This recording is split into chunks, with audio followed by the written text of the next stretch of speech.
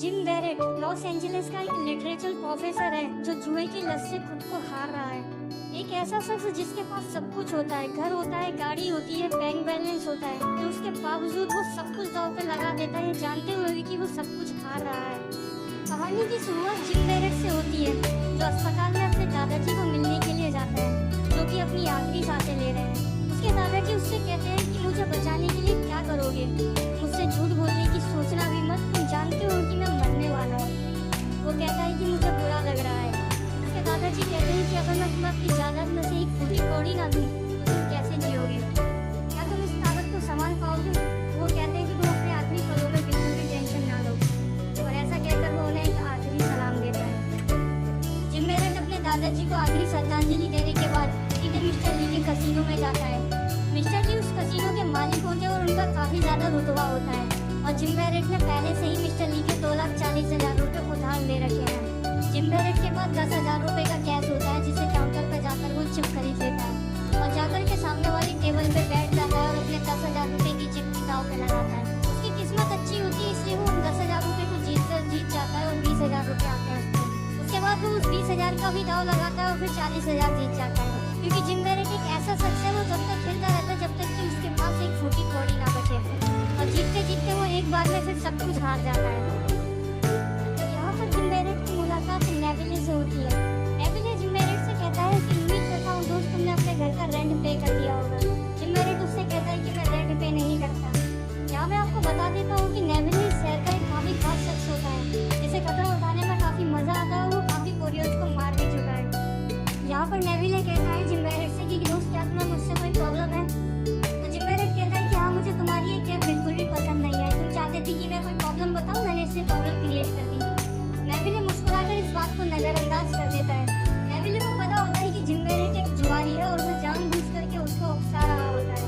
Gym Barrett कहता है कि मेरे पास आखिरी $500 है, क्या तुम इसकी एक बाजी खेलना चाहोगे।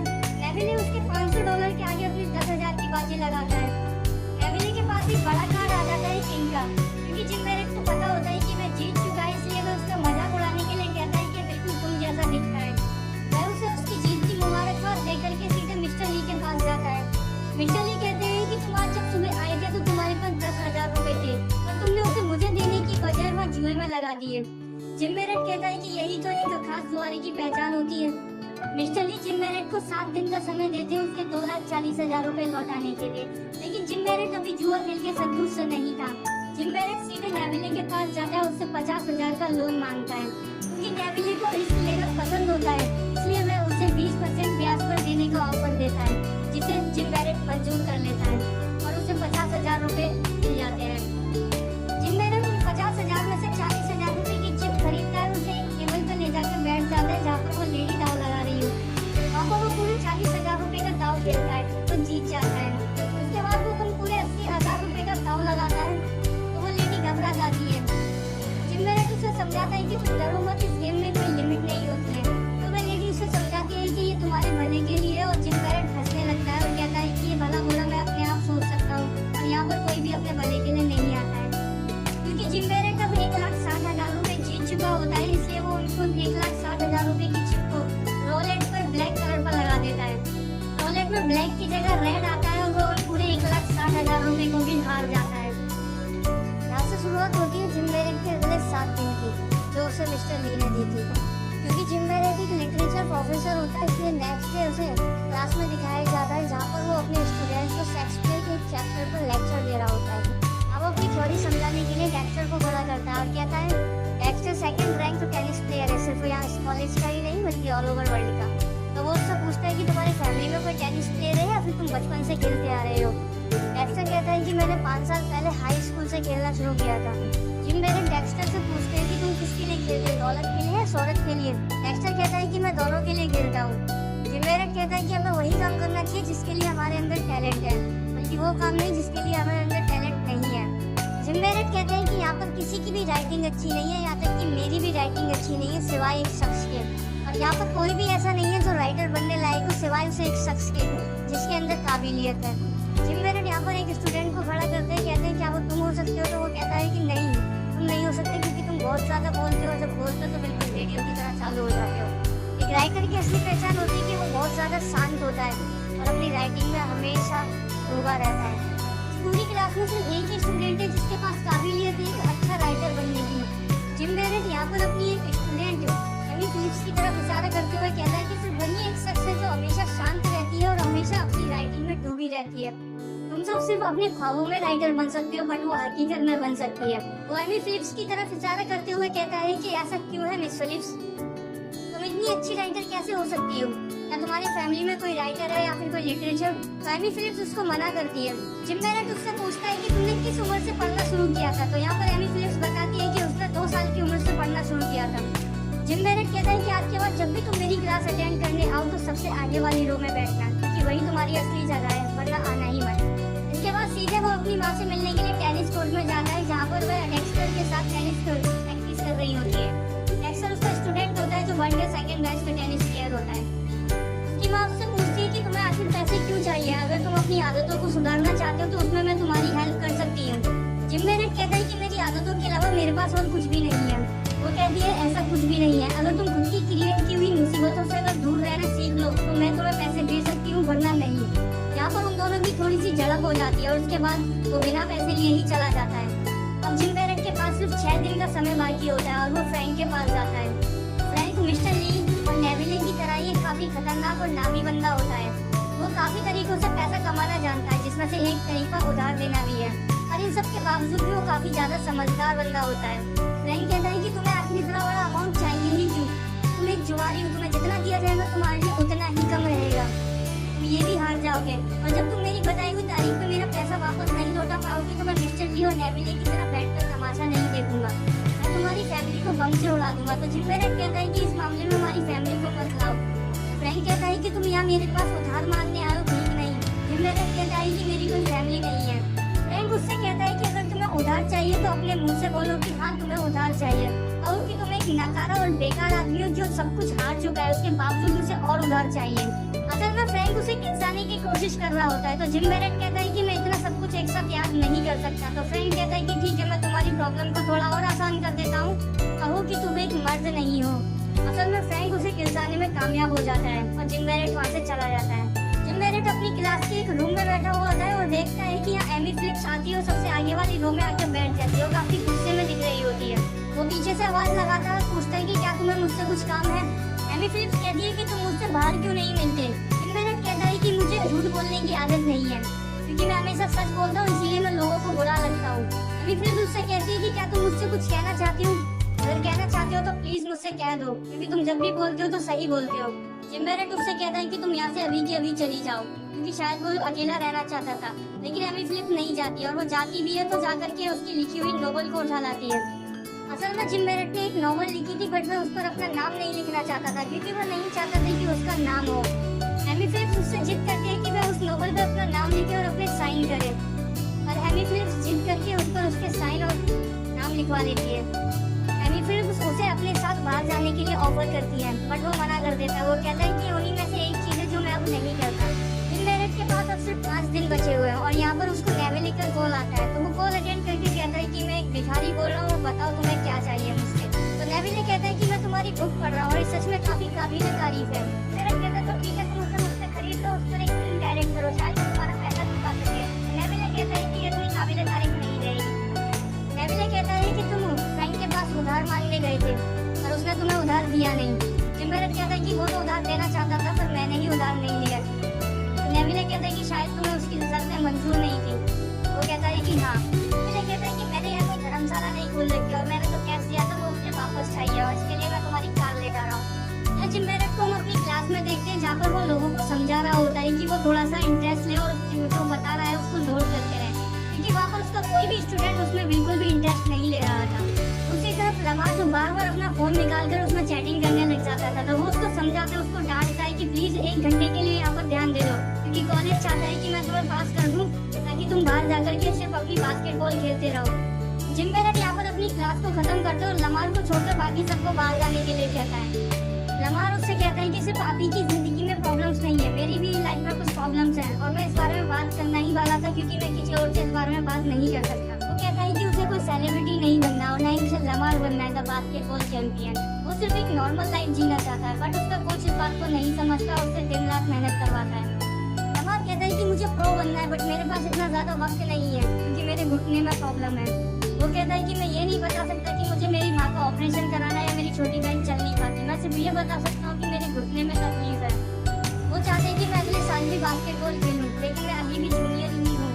जिम मेरिट थोड़ा परेशान होता है कि उसे समझ नहीं आ रहा होता है कि वो अपना उधार कैसे चुकाए। वो साथ ही साथ लमार के लिए भी परेशान होता है। जिम मेरिट टॉयलेट पर बैठकर लमार का मैच देख रहा होता है, इतने में उसकी माँ आ जाती है और वो उससे पूछते हैं कि तुमने इस पर भी मैच लगाया है। तो इतने में जिम मेरिट कहता है कि मैं इस पर पैसा क्यों लगाऊंगा, वो एक मेरा स्टूडेंट है और ये बिल्कुल भी सही नहीं होगा। असल में नेविले ने उसकी माँ को फोन करके सब कुछ बता दिया होता है कि उसके बेटे ने उससे उधार लिया हुआ है और वो उसको चुका नहीं पा रहा है। इस बार उसकी माँ उसकी हेल्प के लिए आई हुई होती है। वो उससे पूछते हैं कि अगर तुम उसका उधार नहीं चुका पाए तो वो तुम्हारे साथ क्या करेगा।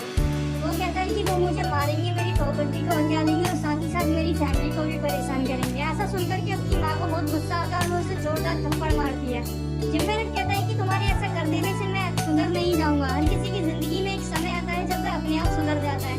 मैं भी एक टाइम के बाद सब कुछ ठीक कर दूंगा। वह उसे अपने साथ बैंक आने के लिए कहती है ताकि वो अपने बैंक से पैसे निकाल करके उसे मदद के लिए दे सके। और वो साथ ही साथ ये भी कहती है कि मैं आखिरी बार तुम्हारी हेल्प कर रही हूँ, उसके बाद अपनी मनहूस शक्ल मत दिखाना। वो 2,60,000 रुपए उस बैंक से निकाल के उसको पकड़ा देती है। एमी फिलिप्स ड्राइव करके कहीं जा रही होती है। वो देखती है कि जिम मेरिट वहाँ एक बेंच पर बैठा हुआ है। उसे देख करके वो उसको अपने साथ आने के लिए कहती है और जिम मेरिट तैयार हो जाता है।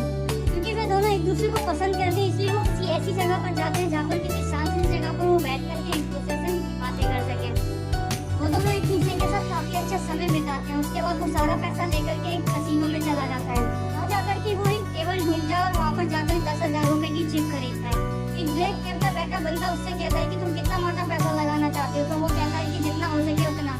तो वो उसे रिप्लाई में कहता है कि अगर मेरी इतनी खूबसूरत गर्लफ्रेंड होगी तो शायद मैं भी यही कहता। तो जिम मेरिट कहता है कि वो तुम्हारी बेटी की उम्र की है। वो पहले 10,000 की चिप जीतता है, उसके बाद फिर वो हार जाता है। उसके बाद इसी तरह से वो 10,000 करके पैसे निकालता रहता है। या उसकी गर्लफ्रेंड देखती है कि वो कुछ ज्यादा ही अपने जुए में खो चुका है और उसे बिल्कुल भी ध्यान नहीं है कि उसके साथ उसकी गर्लफ्रेंड भी है, इसलिए वो अलग चली जाती है और जाकर के अपनी ड्रिंक पीने लगती है। यहाँ पर घंटों तक गेम चलती है और एमी फिलिप्स उसका वेट कर रही होती है। जिम मेरिट धीरे धीरे करके सारे पैसे हार रहा होता है हमेशा की तरह, और वो तब तक खेलता है कि जब तक कि उसके पास सब कुछ हार ना जाए। और ऐसा ही होता है, अपना सारा पैसा हार जाता है जो उसने 2,60,000 रुपए अपनी माँ से लिए थे। वो दोनों घर लौटते हैं और एमी फिलिप्स उससे पूछते हैं कि तुम सब कुछ हार गए। तो वो कहता है कि हाँ। वो कहता है कि मेरा एक स्टूडेंट है जो कहता है कि मुझे हर चीज में जीत दिखाई देती है या फिर उसके बाद मौत, और मैं भी कुछ ऐसा ही हूँ कि हर चीज में जीत दिखाई देती है। और अगर कोई हार जाता है तो इसमें इतना ज्यादा परेशान क्या होना। और एमी फिलिप्स उसे किस कर देती है। अब जिम मेरिट के पास सिर्फ 3 दिन का समय होता है। वो एक रास्ते से जा रहा होता है कि देखता है कि सामने से नेविले की गाड़ी आ रही होती है। वो तुरंत ही एक गली में घुस जाता है, पर वो कितना दूर जाता है। वो अपनी कार से उसके पास आता है और उसके पास आकर के कहता है कि तुम्हारी डेडलाइन खत्म हो चुकी है। तो जिम मेरिट नेविले से कहता है कि मैंने तुम्हारी डेडलाइन याद रखना जरूरी नहीं समझा। इस बात पर नेविले किलर जाता है और वो उससे कहता है कि क्या सौदा करते हैं लमार को लेकर। तो जिम मेरिट कहता है कि इन सब का लमार से कोई लेना देना नहीं है। वो कहता है कि लमार का भी लेना देना है और तुम मुझे उसका नंबर दोगे। तो वो उसको नंबर दे देता है। जिम मेरिट ने लमार का गलत नंबर उसे दिया होता है और इस बात के लिए नेविले उसे मैसेज भी करता है कि तुमने सही नहीं किया मुझे गलत नंबर पकड़ा कर। जिम मेरिट बहुत ज्यादा परेशान हो रहा होता है क्योंकि उसे पता नहीं होता, समझ नहीं आ रहा होता है कि उसे क्या करना चाहिए। वो जब सुबह उठता है तो सामने मिस्टर ली को पाता है।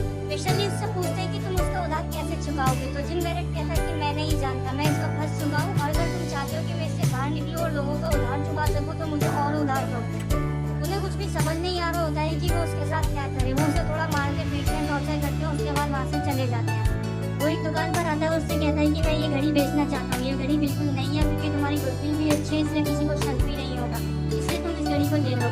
तो दुकानदार से कहता है कि पहले मेरी एक बात सुन लो, क्योंकि मैं जो एक बार रेट बताऊंगा तो उसमें हाँ या ना में जवाब देना। मैं यहाँ कहता है कि चलो ठीक है, लेकिन अपना दाम तो बता। तो वो कहता है कि घड़ी 6,000 रुपए की, मैं तुमसे 3,500 रुपए मांग रहा हूँ, हाँ या ना में जवाब दो। दुकानदार थोड़ी देर सोचता है और उससे कहता है कि मैं इसके 1,000 रुपए दे दूंगा। जिम मेरिट समझ जाता है कि उसे समझाने का कोई भी फायदा नहीं है, वो उसको वो दाम नहीं देने वाला, इसलिए वो वहाँ से चुपचाप चला जाता है। तो दुकान से बाहर आ जाता है। उसके पीछे पीछे दुकानदार भी आता है, उससे कहता है कि मैं इसके 2,000 रुपए दे दूंगा और इससे ज्यादा कोई भी दुकानदार तुम्हें नहीं देगा। तो इस बात पर वो मुड़कर आता है और जिम मेरिट उससे कहता है कि मैंने तुमसे पहले ही कहा था कि मुझे कोई बहस नहीं चाहिए। वो वहाँ से चलने ही लगता है कि देखता है कि सामने से नेविले की गाड़ी आती है और उसे किडनैप करके अपने अड्डे पर लेके जाते हैं। उसे नेविले उसे एक कुर्सी से बांध देता है और उससे कहता है कि तुमने बिल्कुल भी सही नहीं किया और मुझे पता है तुमने जानबूझ करके नहीं किया था, गलती से तुमने मुझे गलत नंबर पकड़ा दिया। तो जिम बैरेट कहता है कि मैंने गलती से नहीं जानबूझ करके तुम्हें गलत नंबर दिया था। तो इस बात पर नेविले कहता है कि अब मेरा आदमी तुम्हें एक असली चीज देगा और उसे एक जोरदार पंच मारता है। तो उससे कहता है कि अगर तुमने लमार को मैच फिक्सिंग के लिए नहीं बनाया तो मैं तुम्हारी गर्लफ्रेंड को मार दूंगा, उसके बाद तुझे भी। नेविले चाहता है कि वो लमार को मना ले मैच फिक्सिंग के लिए क्योंकि वो एक बास्केटबॉल चैंपियन है और नेविले उसको पैसे लगाकर जीतना चाहता है। जिम बैरेट अपना सामान इकट्ठा कर रहा होता है, इतने में वो देखता है कि उसकी गर्लफ्रेंड एमी फिलिप्स भी वहाँ पर आ जाती है और वो उससे पूछती है क्या तुम्हें उसने मारा। तो वो कहता है कि तुम्हें इससे कोई मतलब नहीं है और तुम मेरी गर्लफ्रेंड हो, मेरी बीवी नहीं। वो उससे कहता है कि वो उसे गुड बाय बोल दे क्योंकि वो वहाँ से जाना चाहता है। वो उससे कहता है कि अगर मैं तुम्हारे दरवाजे पर वापस आ गया तो समझ लेना कि सब कुछ ठीक हो गया और अगर मैं नहीं आ पाया तो समझ लेना कि कुछ भी ठीक नहीं था और मैं मर गया। एमी फिलिप्स लमार के पास आता है। लमार अपनी प्रैक्टिस कर रहा होता है। वह वहाँ पर आकर के कहता है कि मैं जानता हूँ तुम्हारे घुटने में तकलीफ है और तुम्हें पैसे की भी जरूरत है। ऐसा लगेगा अगर मैं तुम्हें 2 घंटे के काम के 1.5 लाख रुपए दूँ। लमार कहता है कि आपके पास इतना पैसा कहाँ से आएगा और मुझे किस काम के पैसे मिलेंगे। वो कहता है कि तुम्हें कल के मैच में 8 पॉइंट से ज्यादा नहीं बनाने और तुम्हें हारना है। तो लमार कहता है कि मुझे हारना नहीं है, इसका मतलब मुझे सिर्फ 8 पॉइंट से कम बनाने हैं। लमार उससे पूछता है कि क्या मेरे ऐसा करने से तुम बच जाओगे। वो कहता है कि हाँ। उसके बाद वो दोबारा फ्रैंक के पास जाता है और जाकर के उससे पैसा उधार मांगता है। फ्रैंक उससे कहता है कि तुम पागल हो गए हो या फिर तुम्हारे दिमाग पे पत्थर पड़े हुए हैं। मैं तुम्हें उधार तो दे दूंगा लेकिन मुझे वादा करो कि तुम मेरा पैसा लौटा दोगे। अगर तुम नहीं लौटा पाए तो मैं जानते नहीं मैं तुम्हारे साथ क्या करूंगा। और अगर तुमने खुदकुशी करने की कोशिश की तो मैं तुम्हारे पूरे खानदान को उड़ा दूंगा। फ्रैंक उसे काफी ज्यादा डराता है, धमकाता है और उससे पूछता है कि क्या तुम मेरी इतनी सारी शर्तों के बावजूद भी मेरा उधार लेना चाहते हो। तो वो कहता है कि हाँ मैं उधार लेना चाहता हूँ क्योंकि मुझे जरूरत है। उसके बाद फ्रैंक उसे अपनी गाड़ी की चाबी देता है। उससे कहता है इस गाड़ी में उसके 2,60,000 रुपए रखे हुए हैं, इसके साथ साथ वो अपनी गाड़ी भी दे रहा है, उसे ले जाए और उसे समझाता भी है कि वो इन सब चीजों से बाहर निकल आए। 2,60,000 रुपए लेने के बाद वो मिस्टर ली के पास जाता है और वहाँ जाकर के 1.5 लाख रुपए उधार और मांगता है। तो इस बात पर कि मिस्टर ली की और तरस जाती है और उसके दोनों आदमी उसे बहुत मारते हैं। तो उसके बाबू को ढीठ की तरह वो यही कहता है कि मुझे और पैसा चाहिए ताकि मैं तुम लोगों को उधार चुका सकूँ, तो प्लीज मुझे उधार दो। मिस्टर ली कहता है कि तुम फ्रैंक के पास क्यों गए थे। तो वो मना करता है कि मैं फ्रैंक के पास नहीं गया। काफी ज्यादा टॉर्चर होने के बाद मिस्टर ली मान जाता है और वो कहते हैं कि चल ठीक है मैं तेरे को 1.5 लाख रुपए दे देता हूँ और वो उसको 1.5 लाख रुपए दे देते हैं। अपने आप को इस झमेले से निकालने के लिए अब उसने पूरी प्लानिंग कर रखी थी। वो 2,60,000 रुपए को डेक्स्टर को दे देता है। डेक्स्टर उसका स्टूडेंट होता है जो टेनिस चैंपियन होता है। डेक्स्टर उन 2,60,000 रुपए लेकर वेगस चला जाता है जहाँ पर वो उस पैसे को लगा सके लमार पर। बचे हुए 1.5 लाख रुपए को वो लमार को दे देता है ताकि वो 8 पॉइंट से ज्यादा पॉइंट ना बना पाए। उसके बाद अगले दिन वो मैच शुरू होता है और नेविले बहुत खुश होता है क्योंकि उसे पता होता है कि वो ये मैच जीतने वाला है क्योंकि उसने वो सारा पैसा लमार पे लगा रखा है। लमार शुरू में तो लगातार पॉइंट करके सबको डरा देता है। नेविले भी डर जाता है कि वो सोचता है कि मैंने सारा पैसा इस पर लगा रखा है, मैं बर्बाद हो जाऊंगा। तो उसके बाद वो गोल करना बंद कर देता है। वो 8 पॉइंट से ज्यादा नहीं बनाता लेकिन मैच जीतता है और इस तरह से किसी को शक भी नहीं होता कि लमार मैच फिक्सिंग कर रहा था। साथ ही साथ नेविले भी अपने पैसे जीत जाता है और वो बहुत खुश होता है। जिम बैरेट उसके पास जाता है और उससे कहता है कि अब तो तुम खुश हो, हमारा हिसाब बराबर हो गया, अब तुम मेरी गर्लफ्रेंड से दूर रहोगे। नेविले उससे कहता है कि तुम्हें पता है आज गेम से बहुत ज्यादा फायदा हुआ है। लास्ट वेगस में एक ऐसा शख्स है जिसने सेम गेम लगाई थी और उसने बहुत सारा पैसा लगाया था और वो जीत गया। क्या तुम्हें पता है कि वो कौन था? शायद तुम्हें पता हो या फिर तुमने किसी को बताया हो। तो वो कहता है कि नहीं, ना तो मुझे बताया और ना ही मैंने किसी को बताया। इसके बाद वो एक लिफाफा निकालता है जिसमें नेविले से लिए हुए उधार पैसे होते हैं जो उसने उस क्लब में लिए थे। वो उसे सूद समेत वापस करता है। तो नेविले उस पर शक करता है, वो उससे पूछता है कि तुम्हारे पास इतना सारा पैसा कहाँ से आया। जिम बैरेट कहता है कि मैंने फ्रैंक से उधार मांगा था और अगर तुम्हें यकीन नहीं होता तो तुम खुद पूछ लो उससे। जिम बैरेट उसका उधार देने के बाद जा ही रहा होता है कि इतने में नेविले कहता है कि अगर इंसान चाहे तो खुद को बदल सकता है।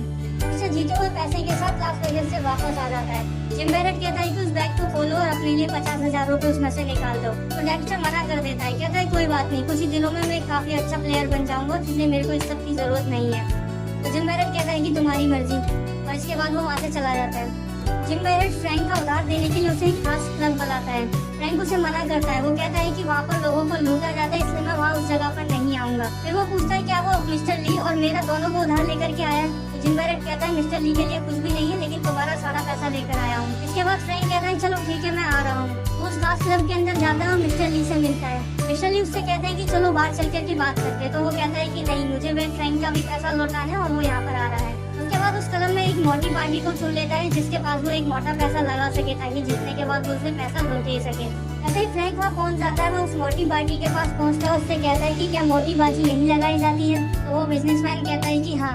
वो उसे बड़ी शक की निगाहों से देख रहा होता है, क्योंकि उसे उम्मीद नहीं होती कि वो इतना सारा पैसा उधर लगाने वाला है। जिम बैरेट बैग से सारा पैसा निकालता है, उसकी टेबल के आगे रख के कहता है कि सारा का सारा पैसा ब्लैक पर लगा दो। ये देख करके उस पूरे क्लब का अटेंशन उस पर आ जाता है और वो बिजनेसमैन उसको इजाजत दे देता है और डील डन करता है। जैसे ही रोलेट घुमाया जाता है, सबकी सांसें अटक जाती हैं, खास तौर पर जिम बैरेट की, क्योंकि यही चांस होता है उस पे दोनों का पैसा उधार चुकाने का। जिम बैरेट की किस्मत अच्छी होती है और इस बार ब्लैक ही आता है और वो पैसा जीत जाता है और उसकी सांस में सांस आती है। वो पीछे मुड़ता है और बिजनेसमैन से कहता है कि मैं गैम्बलर नहीं हूँ, ये पैसा मैंने फ्रैंक की तरफ से लगाया था।